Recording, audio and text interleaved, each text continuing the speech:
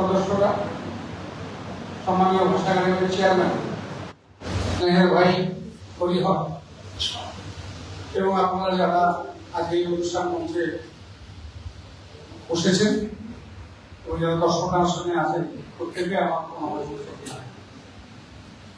যে কোনো জাতির একটা নিজস্ব ভাষা থাকে, যে ভাষাটা সেই সমাজের সাংস্কৃতিক ঐতিহ্য এবং সেই ভাষার প্রতি তাদের যে মাতৃত্ব বোধ সেটা ফুটে ওঠে। সেই ভাষা নিয়ে এই জাতি কতটা দায়িত্বশীল এবং যত্নবান। রাজবংশী ভাষার প্রতি এই ভাষাভাষী মানুষের শ্রদ্ধা এবং ভালোবাসা আর আন্তরিকতা তা ইন্দো এশিয়া তাৎপর্যপূর্ণ। এই ভাষার মানুষ বিশ্বের বিভিন্ন প্রান্তে ছড়িয়ে আছে। তবে বিশেষত উত্তরবঙ্গ, লোয়ার নেপাল এবং আসামের বিস্তীর্ণ অংশের মানুষের এবং বাংলাদেশের ওপার দেশের বহু মানুষ এই ভাষায় কথা বলে। একটা সময় ছিল আমাদের বাংলায়, যে সময় উত্তরবঙ্গের এই ভূখণ্ড থেকে বঞ্চনার একটা স্লোগান উঠেছিল। যে বঞ্চনা স্লোগানটা পরবর্তীকালে শিক্ষা বিচ্ছিন্নতাবাদী আন্দোলনের জন্ম দিয়েছে।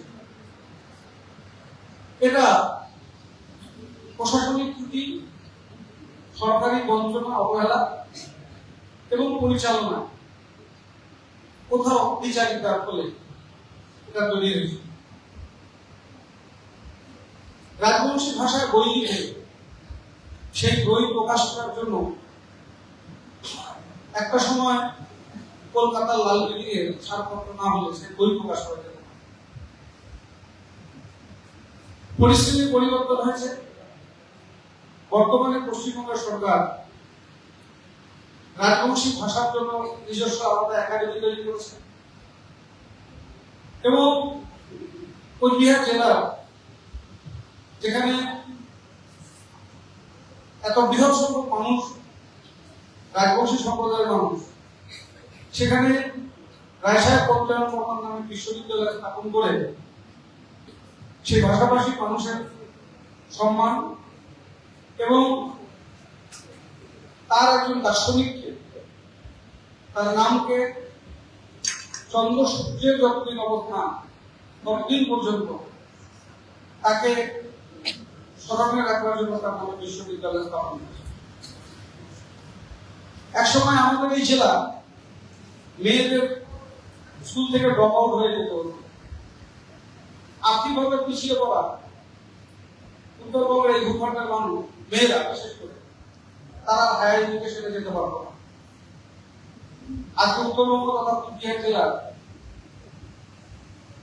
মেয়েরা কন্যাশ্রীর মাধ্যমে, কন্যাশ্রী 1, কন্যাশ্রী 2 এবং কন্যাশ্রী 3 এর মাধ্যমে এবং ছাত্রের জন্য, তার হায়ার এডুকেশনের জন্য, তার বিদেশে গিয়ে পড়াশোনার জন্য সরকার নিজে গ্যারান্টার থেকে তাকে লোন পাইয়ে দিচ্ছে তার হায়ার এডুকেশনের জন্য, এবং অ্যাব্রডে সে গিয়ে পড়াশোনা করতে পারে তারও ব্যবস্থা সরকার গ্রহণ করছে, যেটা আজকে আর বঞ্চনা স্লোগান থাকে না।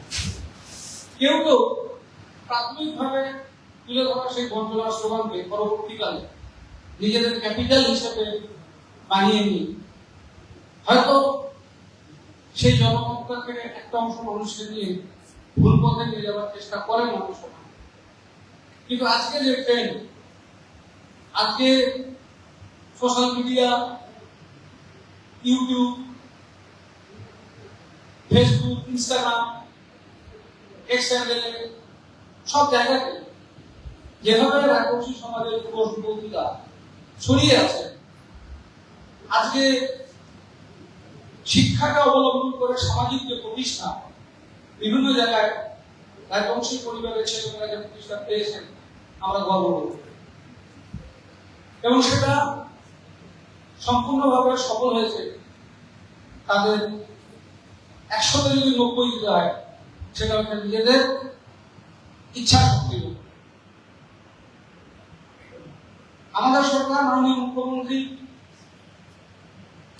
উত্তরবঙ্গের যে বঞ্চনার স্লোগান একটা সময় উত্তরবঙ্গ থেকে রাজনৈতিক নেতৃত্বরা তুলতেন, তৎকালীন অবিভক্ত দল তাদের অনেকেরই বেদনার কথা তিনি অনুভব করেছেন এবং সেই অনুভূতিকে আজকে কিন্তু সরকার সম্পূর্ণভাবে দায়িত্বশীল এবং যত্নবান হয়ে কাজ করছে। এবং কুচবিহার জেলায় একাংশ যে একটা বৃহদাংশ রাজবংশী মানুষের বসবাস নিয়ে ধরবে, সেখান থেকে জগদীশ বসুনিয়া সাংসদ হয়ে দেশের পার্লামেন্টে যাওয়াটা মানুষের আস্থা এখানে সরকারের প্রতি বেড়েছে, এটাই তার প্রমাণ বহন করে। আমি বিশ্বাস রাখি আগামী দিন আমরা সকলে মিলে একসাথে কাঁধে কাঁধ মিলিয়ে কাজ করে আমরা সেই গৌরবময় জায়গায় যেতে পারবো, যে জায়গা যাওয়ার জন্য দীর্ঘ যুগ ধরে মানুষের লড়াই সামিল ছিল। গিরিতা বলছিল প্রিয় রাজবংশী ভাষা পথ ভুল ত্রুটি হতে পারে, তার জন্য প্রথমে বলার অধ্যক্ষ করি মুই এতটুকু করলাম মোর হরিহর যে দায়িত্ব আমার মাননীয় মুখ্যমন্ত্রী হরিহর কাছে ব্যস্ত করেছে যে রাজবংশী ভাষা একাডেমি চেয়ারম্যান, এই দায়িত্ব হরিহরের মতো যুব নেতা অনেক আগে উদ্যোগী এই দায়িত্ব তার ঘরে পরিবার, তাহলে সমাজে আরো বেশি সুযোগ থাকবে। মই কারো নাম নিয়ে বললাম, জগদীশদা কিছুটা তোমার সামনে তুলে ধরেছে। কাউ কাউ আছে যারা বঞ্চনার স্লোগান দিয়ে যায়, নিজের চিন্তা আর সমাজের চিন্তা, সেই মানুষগুলো চিহ্নিত করার সময় আসে গেছে। 2026 নয়া সরকার পশ্চিমবাংলায় গঠন হবে, সেই সরকারও যাতে মাননীয় মুখ্যমন্ত্রীর প্রতিনিধিরা বেশি করে যাওয়ার সুযোগ পায়, সেই কাজটা মাননীয় মুখ্যমন্ত্রীর প্রতি কৃতজ্ঞতা জ্ঞাপন করে আমার করা হবে। কোচবিহারের মানুষই হয় রাজবংশী সমাজের মানুষ হওয়ার পাইনি, এটা হয়তো ব্যথায়।